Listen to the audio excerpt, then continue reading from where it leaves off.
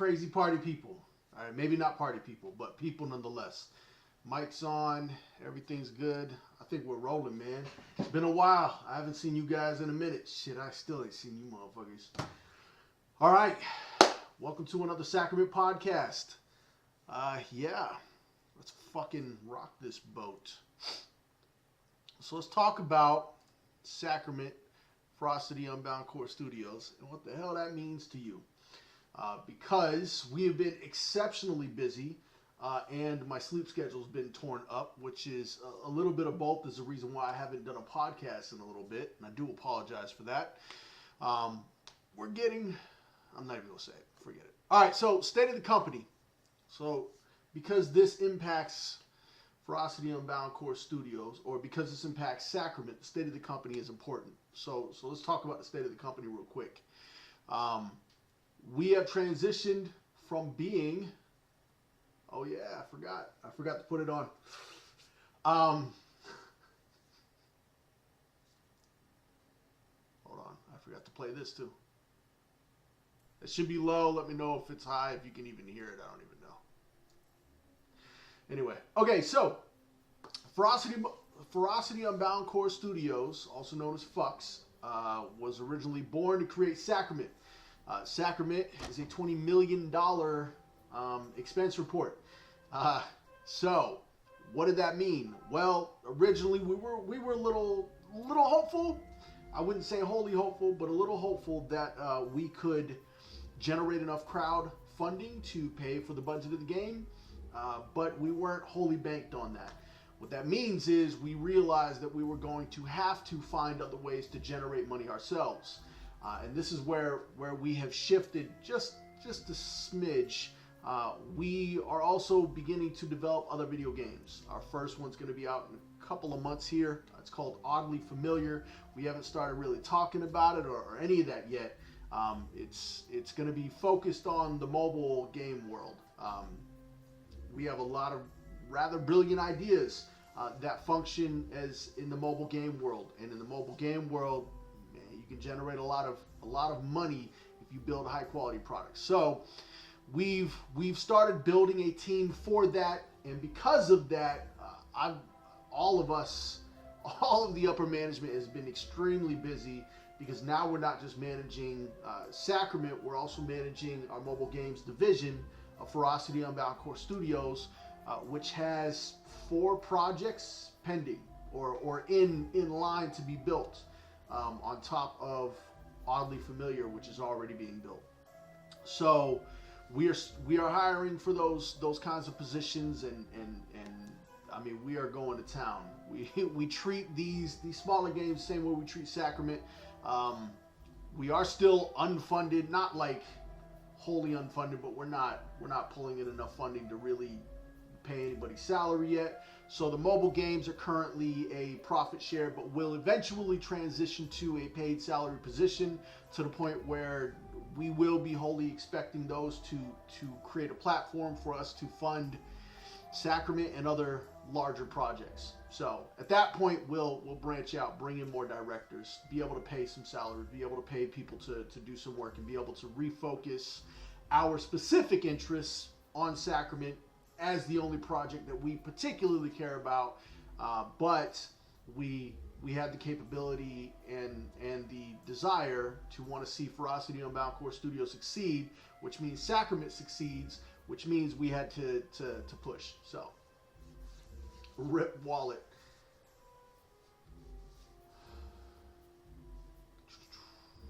Yeah, you don't even know. This is actually like 4 days after I had it cut, so you can kind of see the reason you see that right there. The reason why I wear the beanie is because I am a balding individual. Reason I have my head shaved is because I'm a balding individual. And yes, idiots still judge the balding, so I played a fucking game. All right, so then let's talk about Sacrament. Where's Sacrament at? Sacrament is still running. It's still going. Nothing is stopped. It's still pushing. Sacrament's current issue is we're a little slow. World building and coding, programming, because we don't have that many world builders or programmers, which as an unfunded company, it's not really that oh my God, how could they not? It's pretty much expected. So we're going at the pace that we can go at. We're fairly steady. Kempo is constantly shoving his foot up the asses of some of our younger guys who like to get overly distracted by video games and lose sight on the big picture. And I appreciate the time that they do dedicate. So I just, his job is to make sure that the time they do dedicate is time well spent working on a project. So our guys have learned a lot. We're still learning a lot, not just about the industry as a whole, but a lot about the production aspect of the MMO world. Really any video game, but the MMO is a lot more demanding than the mobile games, for instance. So we have designed a single/multiplayer game that we will eventually build that might, I don't foresee that launching before the MMO will. I guess that depends on how we pick up. The MMO has precedence over that, so if we only have enough money to fund the MMO, then that's all we fund. So, but we've got a lot of video games on deck. We've actually got a team dedicated towards creating ideas, creating game design so that we have products to constantly build, especially in the mobile world. The more mobile products we can push out at a high quality, the more funding we can consistently generate. And that's where we've come into right now. That's what we have kind of evolved into here at Fux. So everybody's still daydreaming about Sacrament though. So yeah, I think that's it. The tabletop, I'm pretty sure Crave, if he hasn't started testing it, then it's only because he's in the middle of job searches, potentially moving to a completely different state than the state he's currently living in. So he's got a lot going on right now. I don't know that he's been able to test the tabletop, but we will get that tabletop rolling. We will get that out to you guys soon here. And I think that's pretty much everything. I got some stuff to show you guys for Sacrament. We are getting a lot closer to being able to showcase the area that we're going to be doing the basic combat build in. Right now, like I said, the biggest struggles is world building and the program, the coding aspect. Our combat's not like most other combats. Our combat has some pretty unique rule sets compared to any other combat. And we're not even putting the full combat aspect in there. We're showing a demo instance of our combat, which you guys are going to be able to play. Right now, the one server admin we've got is pretty close to being able to affix the server tech that we want to use. I can't remember what the hell it's called right now. Damn it. Improbable to our server to be able to start playing around with that. And that means that you guys will be able to have access to the game space, which means you guys will be able to touch the combat as we refine and start implementing the full combat scale that we want to go with. But even then, the combat that we're going to have in is still fun. It's still highly representative of our game's entire combat system. There are back-end elements that most people aren't even going to notice for a demo reel, whether they were there or not. They're really not going to notice. So we do have one small issue with the algorithm, and it's mostly that I created the algorithm, not that it has anything wrong with it, but it doesn't do exactly what I wanted to do. But anybody who's pretty damn good at math can fix it. I know without a doubt there's a way to fix it. I just don't know. I'm not a math guy. All right, so let's talk about the two IRs we've missed so far, IR47 and 48. We covered 44 through 46 last time. So let's cover 47 through 48 real quick. We've got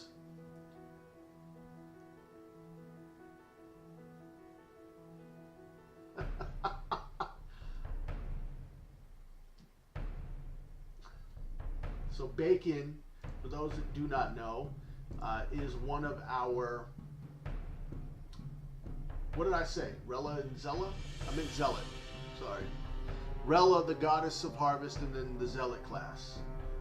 Bacon is one of our world builders for those that have not been here before and are not aware of that. Alright, so let's talk about Rhella real quick. Yeah? I know you guys are here for the artwork more than anything else. So Rhella is our goddess of the harvest. And by harvest, we don't just mean like cornfields and shit, right? Rednecks, don't get too excited. It's not exclusive to you. Rhella also believes in the harvest of, animals. This text is kind of small. I can't blow this up. I apologize if this is really small on your screen. I'm not sure why it's coming across that small on mine. And I've got a fucking 47-inch screen, so. Alright. So Rhella herself, like most gods, doesn't have a true form. They have preference form. Hers is kind of an inconspicuous one, right? Like the traveler on the road. She dark hair, dark skin, simple little maiden of the harvest kind of thing. Rhella's big features are that she loves. So worship, we understand how our gods work. The 21 are not self-sustaining. They rely on worship in order to remain fully sentient. So worship is power, hence the tagline for the game, right? Worship is power. But Rhella's a little different than the other gods in that the thing she loves the most is the love, adoration of her followers. It's not just about the worship, it's also about them actually loving her as a god as opposed to, worshiping her because they want a good harvest or something. Because they want to be out on the battlefield or whatever the case may be, right? So Rhella, she kind of loves this attention, loves this kind of a driving force for her, especially when it comes to followers and two specific deities noted here. So she's been in a long time relationship with Nysak, but Shamner, she likes to flirt with Shamner to kind of get Nysak jealous, get him riled up, kind of situation there. Now Nysak, for those of you that remember Nysak is this god of like life, happiness, love. He's kind of this party god, right? He's this very carefree, open spirit kind of individual. So he plays the part, but he doesn't really get too jealous of Shamner. But he'll play the part because he knows Rhella really wants this kind of attention. And Shamner, a little less so. He's a little more jealous. He would love to have Rhella, but Rhella and Nysak are the thing here. As far as the followers, when it comes to Rhella, it's not just about the worship, it's also about the love. And the more they love her, the more plentiful her harvests are. So for her, the worship is nice, and it's absolutely necessary. But it's that adoration, that absolute adornment from her followers that really gets her going. So Drea was not here. Everybody remove that piss stain. I mean, you peeing on my thing, not you being a piss stain. Rhella is jealous of the love and attention of her followers, and if she feels she is not getting their full and undivided love and attention, she will often assume, usually incorrectly, that they do not truly love her. When this occurs, she will send famine and blight upon the followers whom she feels have not shown true fawning devotion to her. In some extreme cases, if she's in a truly bad mood and a worshiper has not been sufficiently fawning toward her, she will take the unfortunate follower, strip them of all clothing, personally place them in a cage in one of her conservatories, and leave them there until they starve to death while wallowing in their own filth. So she's crazy, but we knew that, right? I mean, come on, man. You guys understand the story of the 21. So, general story of the 21. And if you don't quite yet, you might want to dive into it because it's pretty chaotic. Don't care. I wasn't going to say she's a woman, but Adora said it, and since Adora's a woman, it's not as sexist. It's still sexist, don't get me wrong, it's just not as sexist. So we're good with that. No motherfucker. I gotta update my shit here. Alright, so No. Where we at? There we go. All right. Twitch is giving me a hard, or not Twitch, XSplit is giving me a hard time because it is not updated, and it hasn't been updated for a while. And that's because every time I update it, I have to go and run to my guy to get all the information about it again. So if Twitch could just carry over my settings, I would update you more often. Not Twitch, XSplit. Sorry.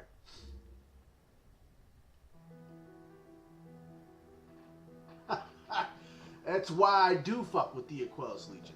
Do we have swear words turned off? What the fuck, man? I know for a fact that I've turned off the swear word filter on this account. I don't get it. All I see is like triple asterisks every time somebody says some shit. All right, so Zealot class. The Zealot is another big tank. It's the Paladin, but a little differently, right? In a lot of games, you get a Paladin can buff and heal themselves, right? Now, in our game, even if the Paladin could buff and heal themselves, it would be very, very diminished. But because of the way that our metrics work, we wanted to split that up. So the Paladin can provide more buffs for themselves, where the Zealot will actually heal themselves. It's not we're not talking about massive amounts. We're not talking about soloing a raid scenario here. The algorithm, even in its current state, will prevent them from ever being able to achieve that kind of a status. Okay? What we're talking about here is supplemental, right? The tanking aspect.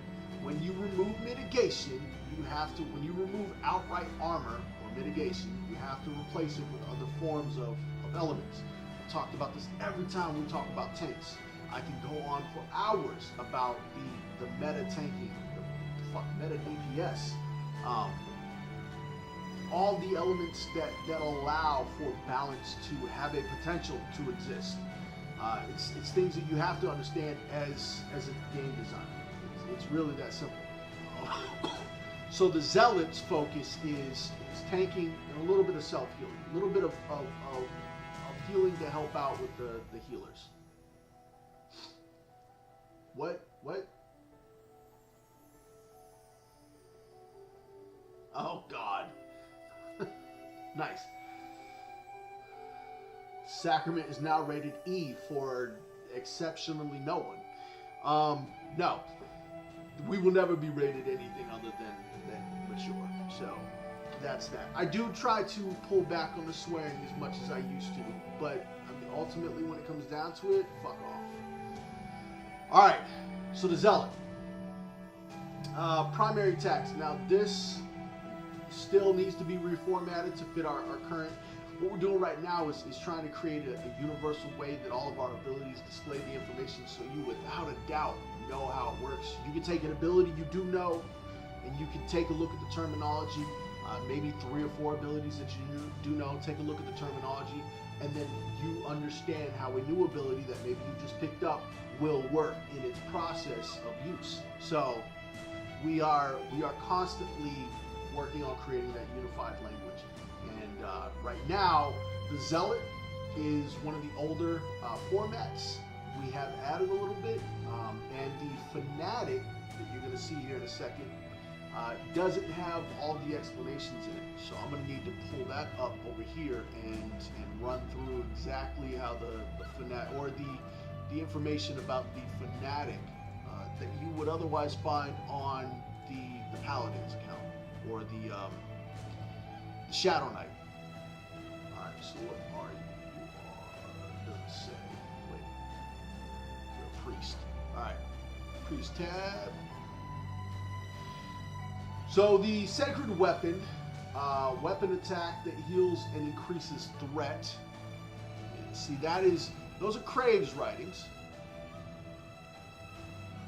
So, I'm just going to read you what's over here. We'll get the website updated. We're actually transitioning over to a new website very soon. We're internally testing it right now. Sacred Weapon strikes the opponent, generating X threat and healing the Zealot for X% of the threat generated. So it's kind of a reactive heal. And both X values are based on the the numerical values that I showed you guys as far as the class balance goes. Sacred Shield.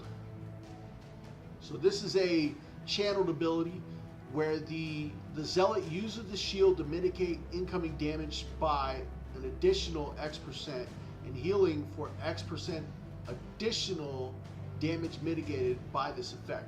So let's say the armor, let's say you're going to get hit for 100 points of damage. Keep it 100 flat. You would have mitigated 10. You put up your shield, now you mitigate 5. Let's go harder than that, yeah? You would have mitigated 20. You put up your shield, now you mitigate 40 total. The way that this will work is, so you'll heal for a percentage of that additional 20 that you just blocked for. Requires a shield. Damage mitigation is calculated before armor mitigation. Each second heal, each second held reduces mitigation by X% per second. So there's a few things to note here, right? We don't want people hiding behind shields. We want tanks actively blocking. I've mentioned it once, maybe twice before, but it's been a while since we've had a shield conversation, so we'll talk about that real quick. When it comes to actively engaged combat, you have to find a way for people to become actively engaged. If somebody holds their shield up, that block, holding that action of holding the armor, tires out. And if you're actively taking hits, it would tire out even faster. But we're not considering that. We're just doing a flat tire out. So let's say holding up a shield for, a shield tank would increase mitigation by 20% of its total. That percentage would decrease by a quarter or a third of itself. I believe is the math we've got. A third of itself every second. Maybe it's a quarter of itself every second until it reaches 0. At that point, holding that shield up no longer does shit for you but drain your resource. So it becomes a resource balance, right? At what point do I put my shield up to block? And at what point do I drop my shield when I no longer need to block?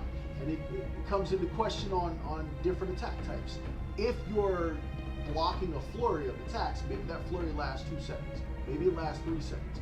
Maybe that additional mitigation is that thing that allows you to survive that onslaught of attacks by your opponent. So it's always going to be something tanks are going to be talking about in order to find that specific spot. And it might be a case where different bosses offer different answers.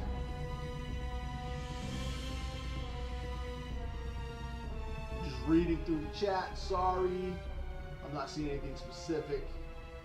Yeah, nothing specific. All right.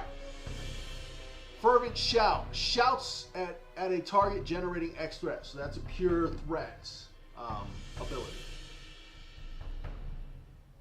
That would be, you're in the middle of a fight and the Zealot wants to also keep some threat on a distant target or something. Or maybe you're dual tanking something and the Zealot wants to constantly, their threat on their current target is great, because our threat mechanics work to help tanks do their job. As long as they're actively doing their job, they're generating a sufficient amount of threat. Maybe he's also throwing that out at another target just in case the tank dies, or just in case they need to make a swap or something. Zealotry. Yeah, so this has changed from this. This is for you, Adora, to talk motherfucking crave. Enrages a single target, generating X% threat of the player with the highest amount of threat with that target. Alright, that's a lot of shit. So it enrages a target. When it does that, the player with the highest threat on that target is applied to the Zealot. So let's say you're coming in. This is like an emergency swap situation here. Although it's still only a percentage, so you still got to do some other shit. Let's say the Zealot's coming in to take the target off of the tank, right? The tank's got the highest amount of threat. The Zealot would use this ability to generate, I don't know what that percentage is going to be. Maybe it's 50%, maybe it's 75%. We'll call it 75%. The Zealot's going to generate 75% of the threat that the tank currently has. Okay, and then all that really needs to happen is that tank kind of stop action, no more abilities, maybe block some damage when you need to, but outside of that, just kind of stand there and let the target do whatever it does, and let the Zealot now generate threat. And if we're not talking about a massive gap, then it shouldn't take very long for the Zealot to do. Now, if the Zealot uses that ability twice, at that point, the Zealot is now out-threaded whatever the highest target was. So,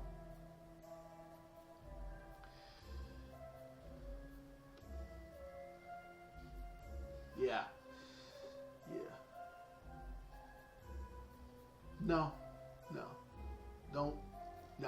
It's Craig's fault. It's his job. Fanatic. All right, so Fanatic summons a disciple to aid in combat. Yes, absolutely. The disciple,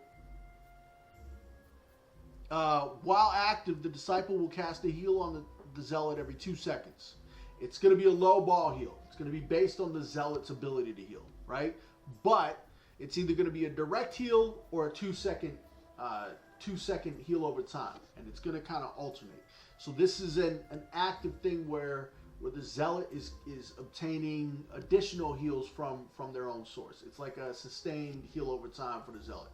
It's small. We're not talking about being able to take on raids without healers or any shit like that. We're not even talking about being able to take on group bosses without a healer. But we're talking about a situation where you could take a Zealot, and this is the case with a lot of our classes. You could take a Zealot and maybe a Bard and an Assassin, and you can go out and you can hunt, solo mobs out in the world because you want to farm some resources, waiting for your boys to come online. So this is it's a minor sustain, but it helps in the long term. It makes a little bit of an impact. And then we've got Shield Slap, which is a gap closer. It charges into battle and bashes with the equipped shield, generating X threat on the target. The target must be between 15 and 35 meters. And this is just a way for the Zealot to kind of engage combat. In some cases, you're not going to want to go into a horde of, let's say, 6 enemies and just shield charge one of them and hope to God that your healer can be on top of it. Because these enemies are dealing an exceptional amount of damage. These enemies are made up of the same group type that your groups are made of. We're talking about overworld setting here. If he charges in, he's probably going to get mezzed by one, debuffed by another. DPS is going to start unloading. Healers start prepping on their targets, and their tanks are now fucking with the rest of your group. So now your tank CC'd, your whole group's in fucking chaos because your tank thought he was the puller. This ain't that kind of game. You're still gonna have to pull him. This would be something where you've got 2 targets, or maybe your tank went to go loot something from a different corpse. Wherever a scenario where the tank's coming in and he wants to engage in combat really quick. Maybe it is a solo target, and he's standing there by himself, and he's open, and your group definitely wants to kill that target. There's nobody else around. Your tank can use this ability. Maybe you want to use it to start a raid scenario, or switch targets in a raid, or generate threat on a target that just came out in a raid. Whatever the case may be, the shield charge has its place. But if they charge into a pack of 6 mobs, they're probably going to get you and your group killed.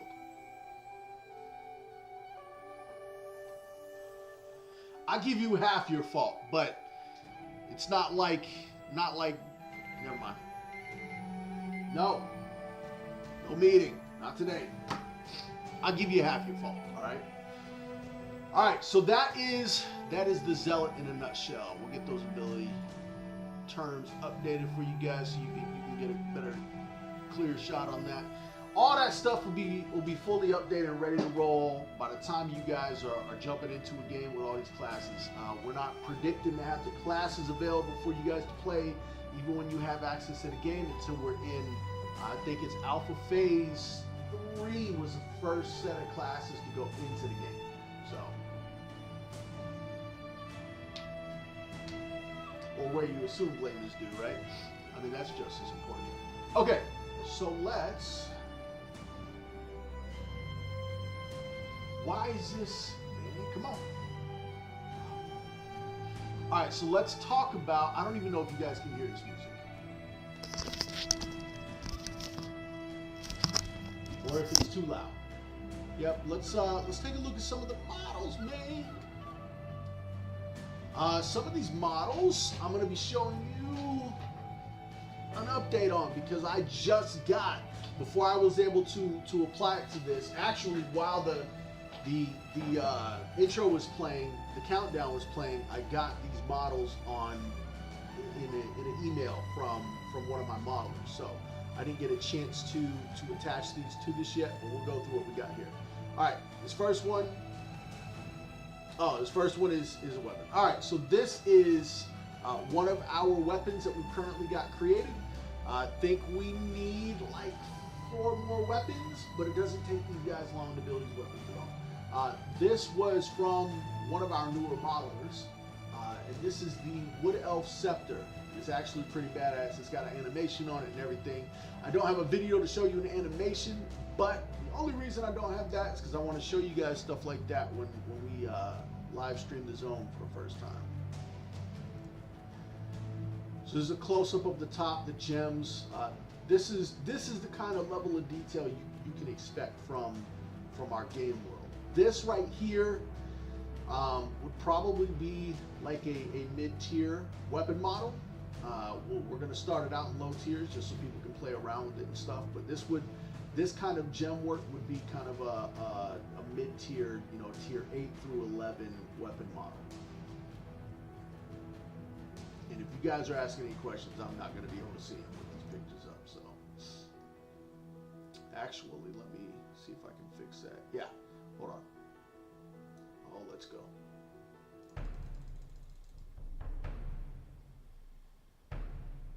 All right, so I will be able to.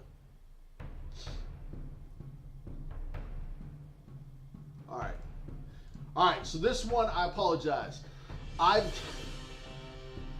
got a setting on Twitch that was handed over to me by my guy, Mist. I don't know how to turn it off, where to find it, but the background on this image is gone. So this is our modular structure for. So what we're doing is we're building a modular world, right? We're not trying to build specific buildings. We're trying to build the elements to put together the building so that we can have a more dynamic world. As we see that we want to add something, we can simply just add it. We don't have to wait for modelers to we don't have to, the process is pretty fun, right? First you have to design it on paper. You have to know all the dimensions you want, all that shit.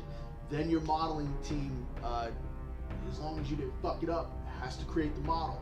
The original model is like this, right? No texture, no color, nothing. Then it gets approved, then it gets textured, and then it gets out to the world. Utilizing something like this means that we don't have to wait for that shit. We outline elements that we want to see universally because we understand our races and they can create the modular kit. We can go out and build any of that shit. So we are very excited about that. That means a lot for us on the productive end of things.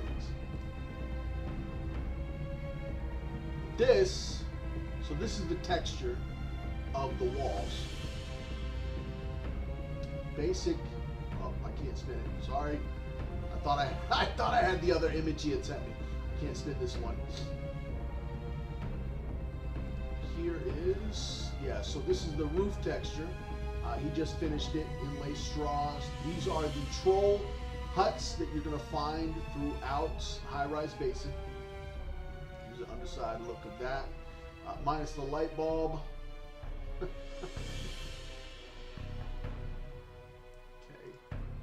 So here is the entire piece. Let me move this over. Put together. And I've actually got this fully painted and textured for you that I'm going to show you in a little bit here. But no light bulb. And yes, bacon definitely lives in a lot of these homes. Now, not all these troll huts are going to be the same. This is what I'm talking about, right? So this is what's really exciting. So this is one version of our troll huts. But some troll huts don't even have walls on them. Some troll huts are completely open, no walls, just the roof and the base. Some only have 1 or 2 walls because the trolls only wanted to keep certain elements out or whatever the case may be. We've got an entire write-up on why the trolls would build their homes in all these beautiful different ways.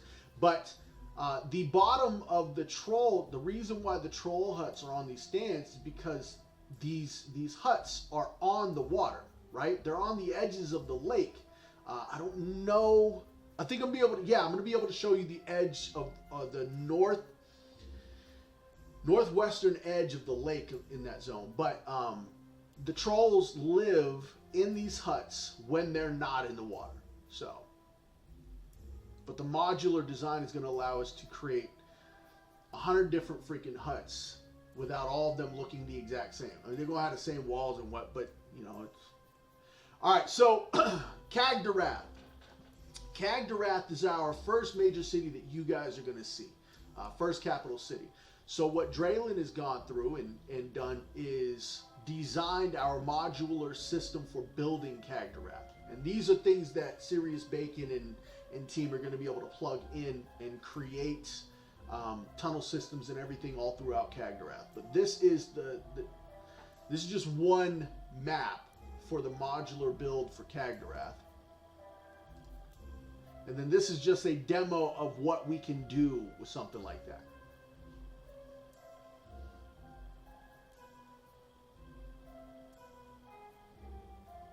Maybe Biscuits. We're not sure if Biscuits can do stuff like that yet.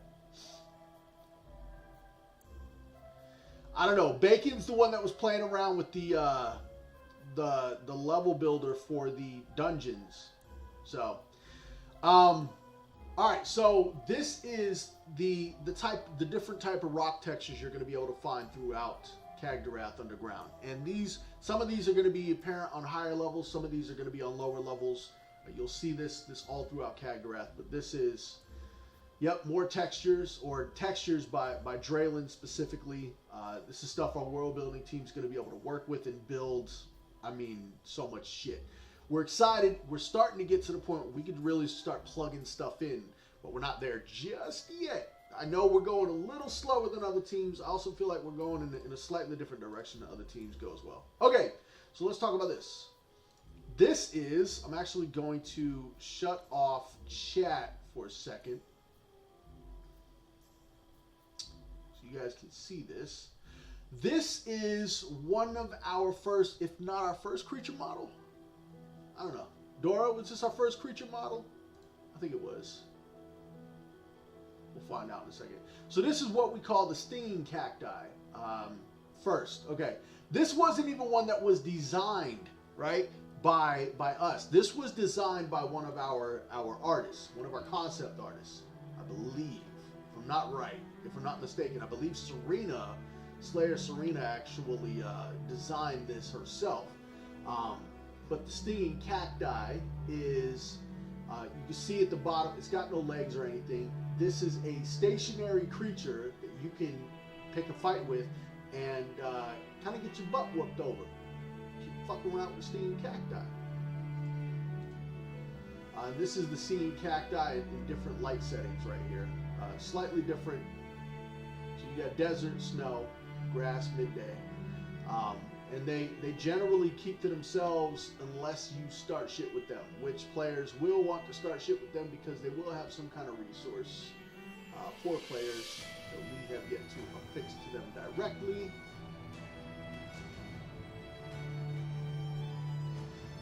And I don't have these. Let me just do screen capture here. Pops up correctly. There we go. Okay, so these are the huts.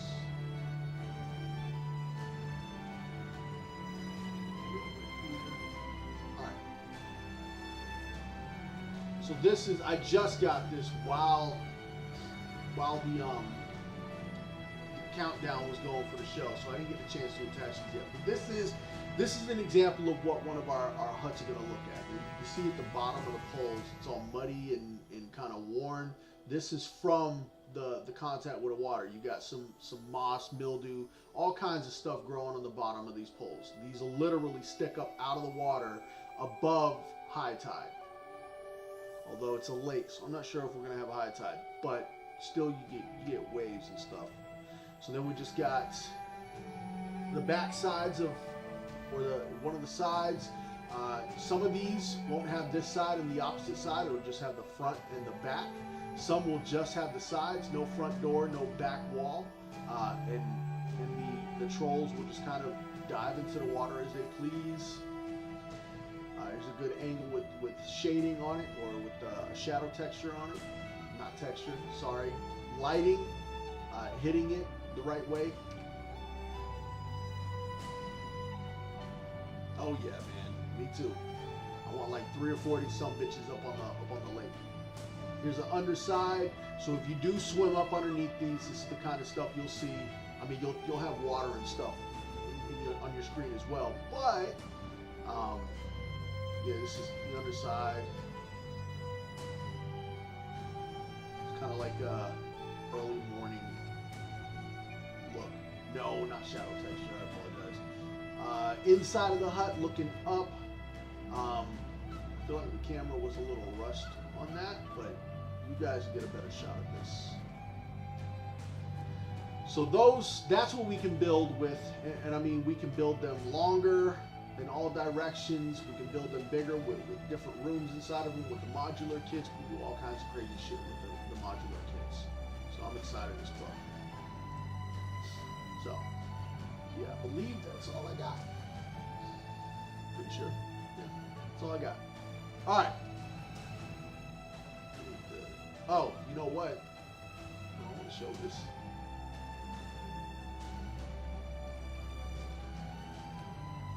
Why not? So here's an open chest. There you go. That didn't want to work. Okay, let's do view. Screen capture again, because my computer or XSplit doesn't want to acknowledge my computer exists as a person. XSplit is very sexist towards my computer. Alright. So these are open chests. Adora might have more information on these. I'm not exactly sure where these would go. But we'll splash them throughout the zone. Or we'll put 1 or 2 in the zone, maybe. It's just non-top chest. Looks like it holds gold in it. So maybe at the bottom of the lake or some shit. I don't know. Alright, so that's that. I think that's that. Yeah, that's that. Let me get rid of that.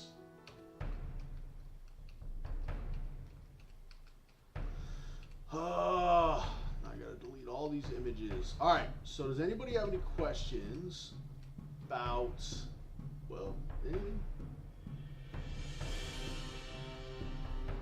Okay, so those are more dwarven type chests than anything. Alright. Oh.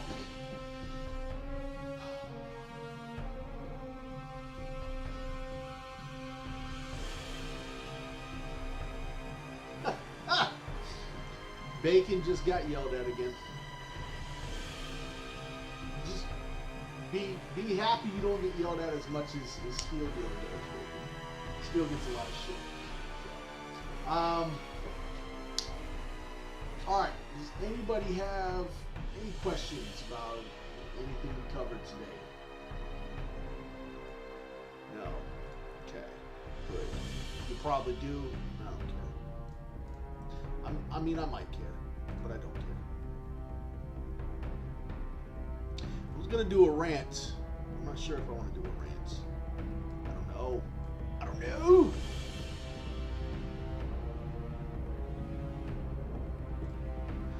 Because this rant I've got lined up right here isn't really geared towards the game specifically, so maybe we're not.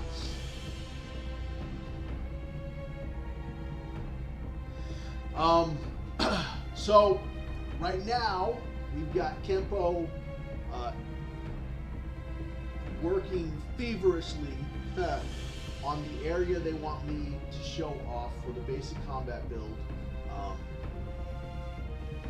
He's hinting towards me that we might be able to do a surprise stream like in the middle of the week or something. So keep your eyes tuned to our Discord. The Sacrament Public Discord. Adora, can you get the, I'll tell you in a second. Can you get a link to the Sacrament Public Discord, please? Keep your eyes tuned to that. We may do a surprise stream in the middle of the week, showcase the zone and well, the area of the zone rather, and I would really love to be able to do that for you guys. I really would. That's my big thing for me. So I got a cat yelling at me to get in. He's gonna have to wait. So there is the public Discord. I think I need to put that down below. Do you know when it's gonna happen, Bacon? No. So it's a surprise, motherfucker.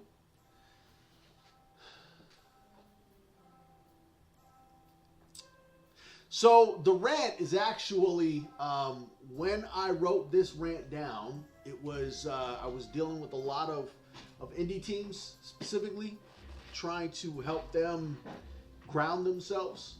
There's a lot of promising projects out there, but they usually run by very young individuals, and by very young I mean anywhere from 14 to 22, and they all have the same shit in common. No fucking clue what it is to protect their IP, to start a damn business. So that's what the rant was going to be about.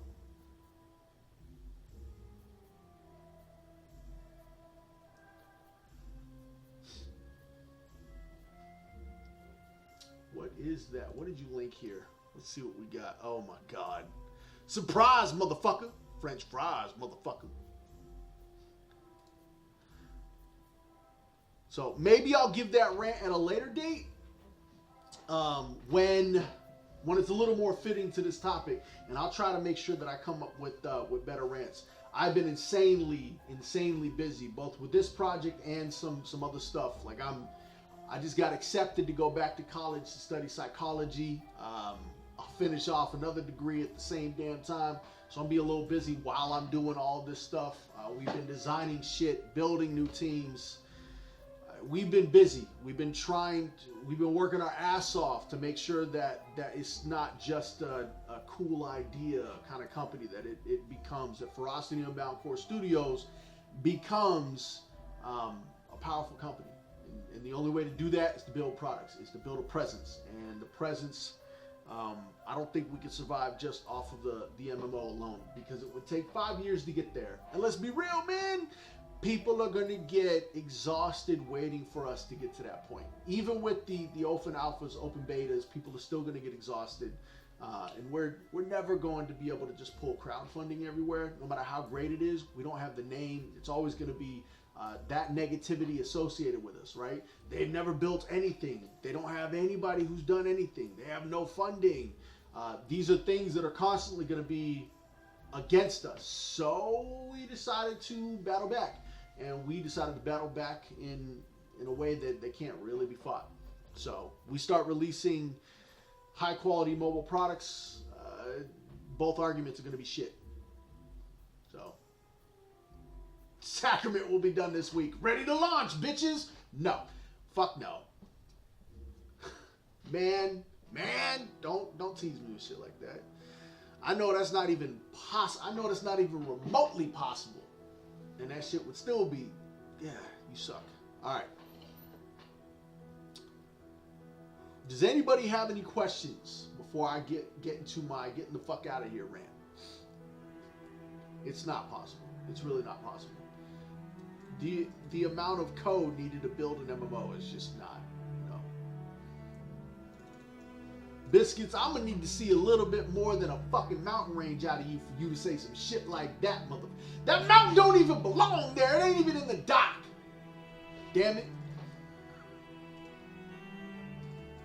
High Rise Basin, only zone. It's pretty big zone. It's pretty big zone. So you can be whatever you want, man. You want to be gay, straight, both. You want to love robots. Do what you want.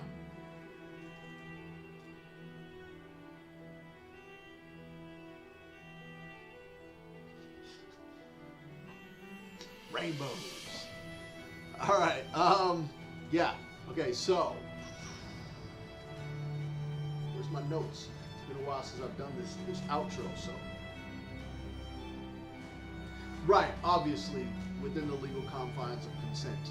And we mean actual legal, not like your definition of legal. Alright, so,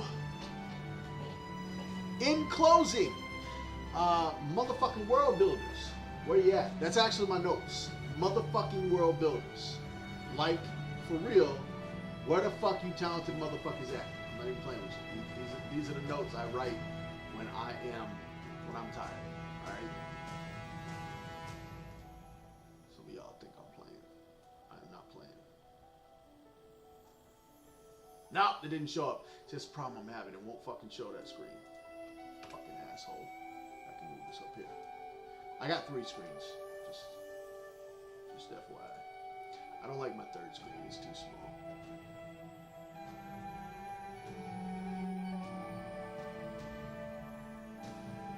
Nope, still won't show up. What the fuck? Fuck you, man. You don't like Chrome. You a piece of shit. That's why I'm racist motherfucker. Ain't liking Chrome ass motherfucker. That you show my book. I'd have to have fucking copyright issues and shit, son of a bitch. Alright, yeah, so for real, world builders. Man, where the fuck y'all motherfuckers at, man? Shit. I see y'all motherfuckers working on like random ass shit. Come work on some real shit. Can we get some fucking profit share on an MMO, man? Shit. Also, programmers. If you understand combat design, AI, shit like that, and you can program in C++, come on now. We want you. We want you. Creature modelers, creature artists, 2D, 3D, both of them. We need some more concept artists and I think we need more. Are we good on modelers? I guess we could always use more modelers. And then server admins. Holy shit, server admins. We've got one. We had 2 who kind of almost came on, and it looked real promising. And then, you know, their real life, well, one of them just kind of disappeared. The other one had real life shit come up. So, but server admins, I know the job sucks. But come get you some fucking profit share on a motherfucking MMO. So, yeah, that's...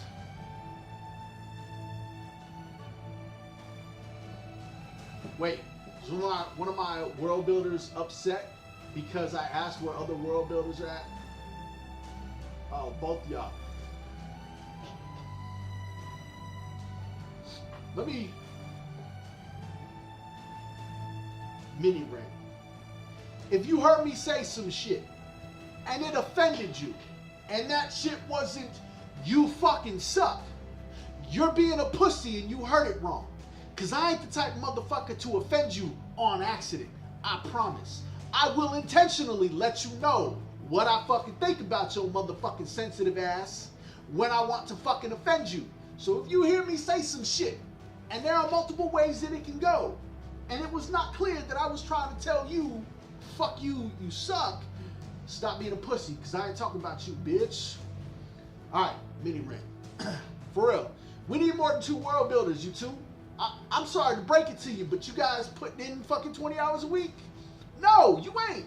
You ain't got time to put in 20 hours a damn week.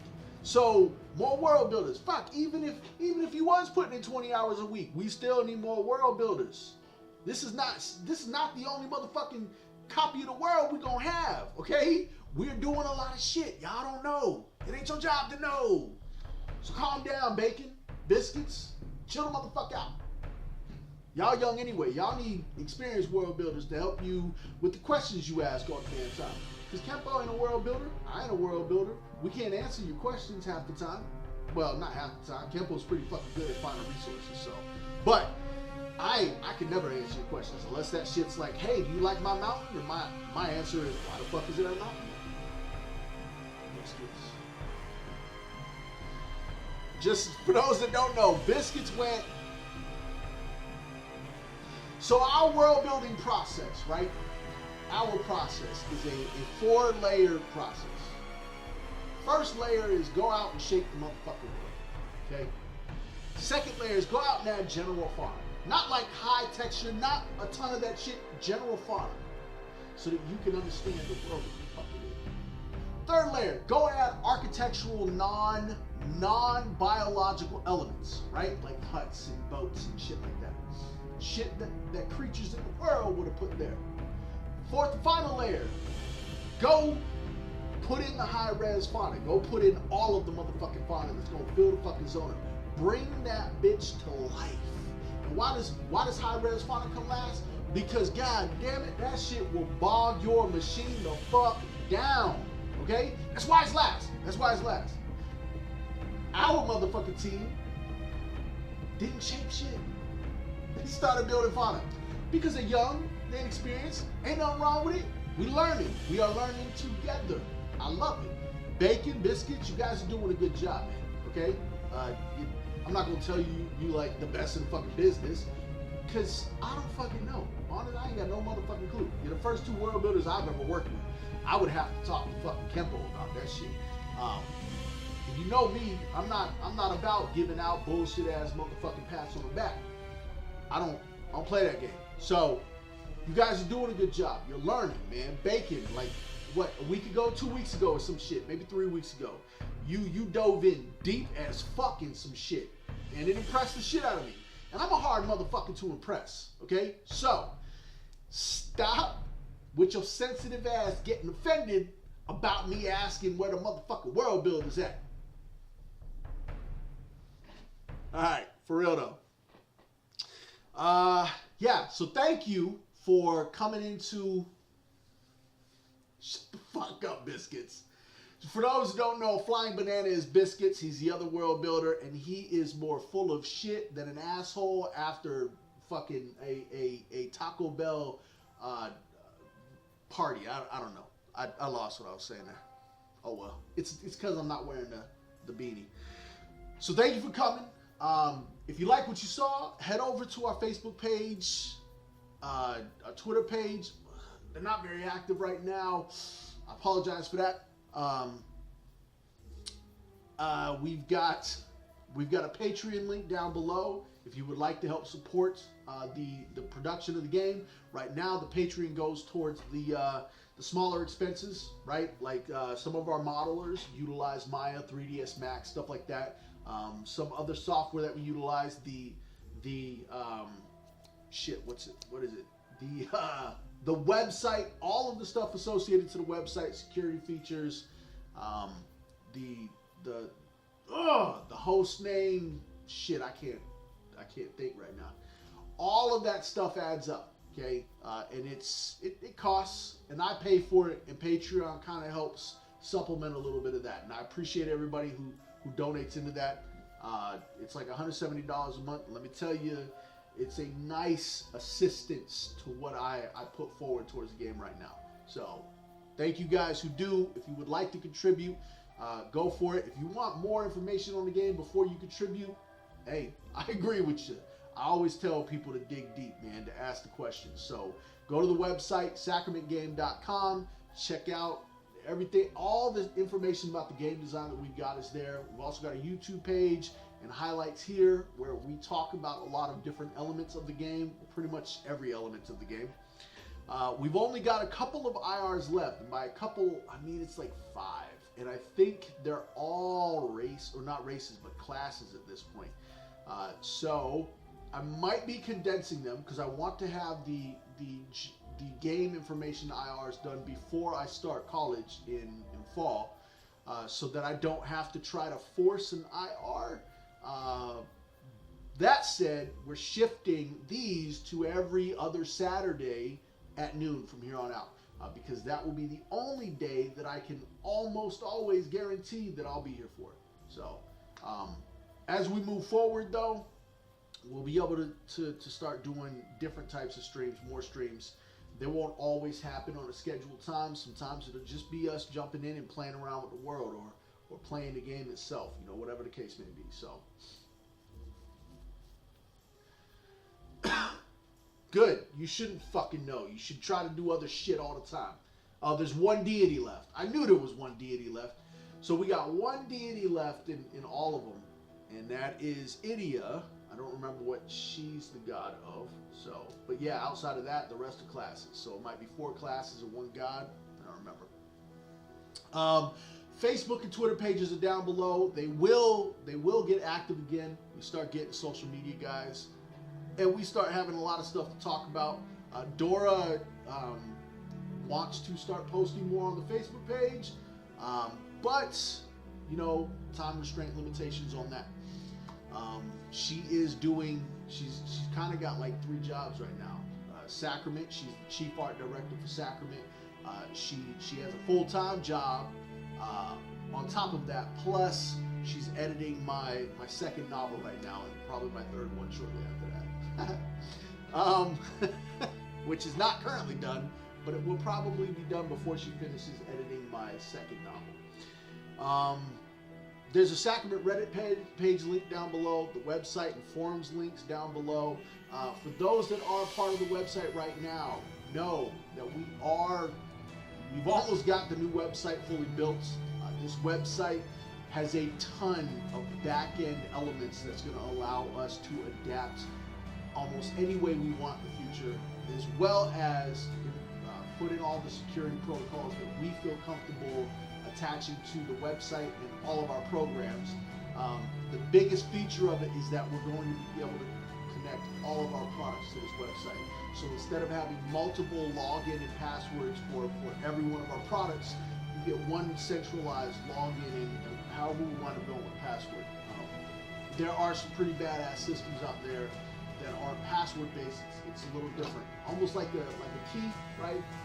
But a little different. So we kind of want to go with something like that, because it means we're not storing your login, all of your login data, which means none of your products are ever at risk. But then you don't have to remember 100 freaking passwords for all of our products either. So we are testing that internally. It's actually turned out pretty good so far with the testing. I need to get with Website Ninja and find out what else he's going to need. Once that testing is done and we're ready to push, we're going to replace the current website with a new one. The forums as well. The only major issue with the forums is we can't carry over from the current system to the new system. I'll try to not sound stupid when I say this.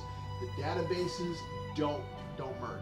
They don't sync. They don't communicate at all. They're a completely different layout.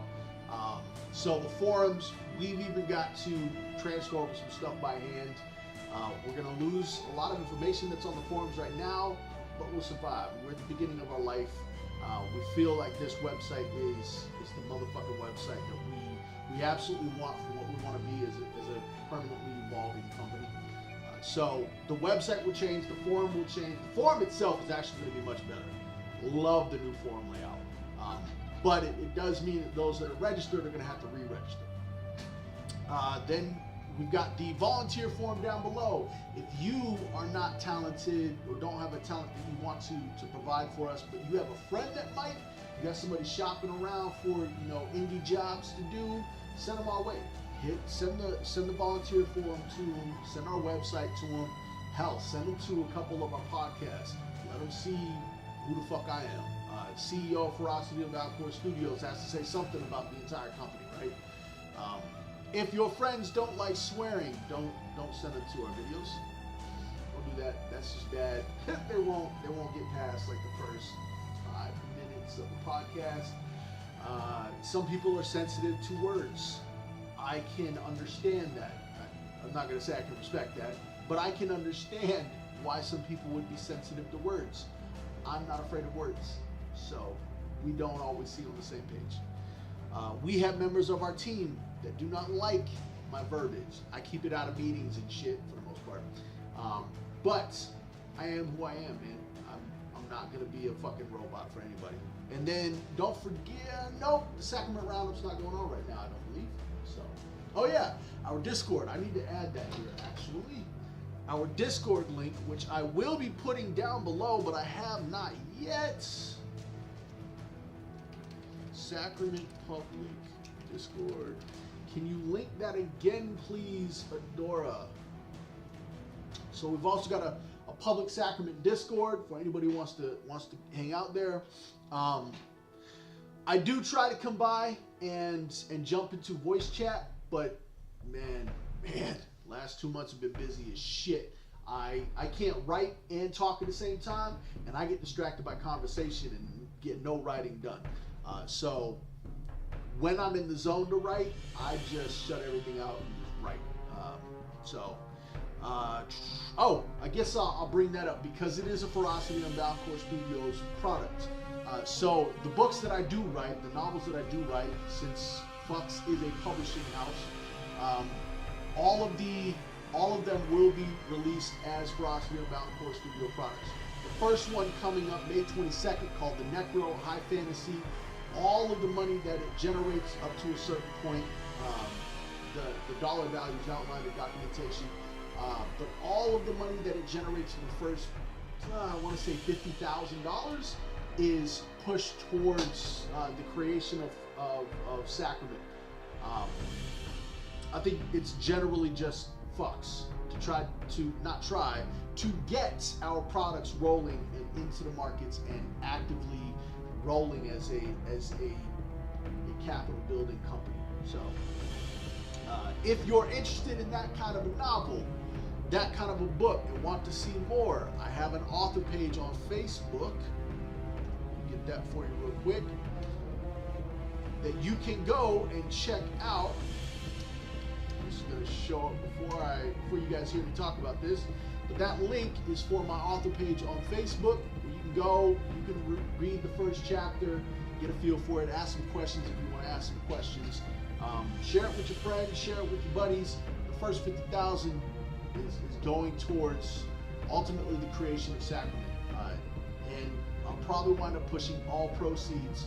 I can't say officially because I don't know what's going to happen in the future, but for the time being, anything that it makes is going towards the company as a whole, because I believe that much in what we're doing here in Ferocity Unbound Core Studios, that I am willing to sacrifice one of my works in order to ground it, to give it life, that spark it needs. So that's that. I think that's it. I can't remember. Is that it? Humble is not the word, right? You can't really use humble or unhumble to ever really describe me, because it depends on how I feel and the mood I'm in. Sometimes I'll tell you straight up how much of a badass I am. Other times I'll show a little humility, but ultimately I'm not conceited. So, need sleep. I woke up at like 4:30. I gotta go to the fucking gym. Then I gotta pick my mom up from the airport. So ain't no sleep on this motherfucking board for like, I don't know, 7 or 8 hours. So, all right. Yeah. So, Sacrament public server. If you tag me, I'll see it. I'll likely respond as long as it's not some dumb shit. Bacon got blasted on the private Sacrament server, or the private Fux server, for calling me an institutee. I almost had to kick him out of the company for that shit. Cause fuck the institute, all right. Anything else? I think that's it. I really do. I think that's it. So, yeah, you can't say that shit to me. The fuck? She drove my van. She nodded off on the way home. Motherfucker.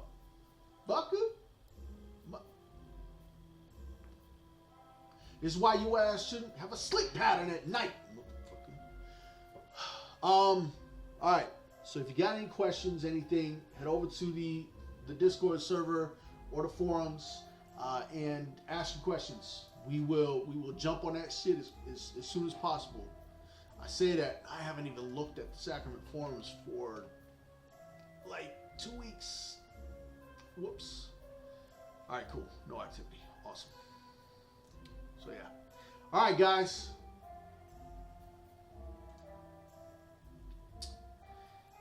You motherfuckers stay badasses, and let's all hope for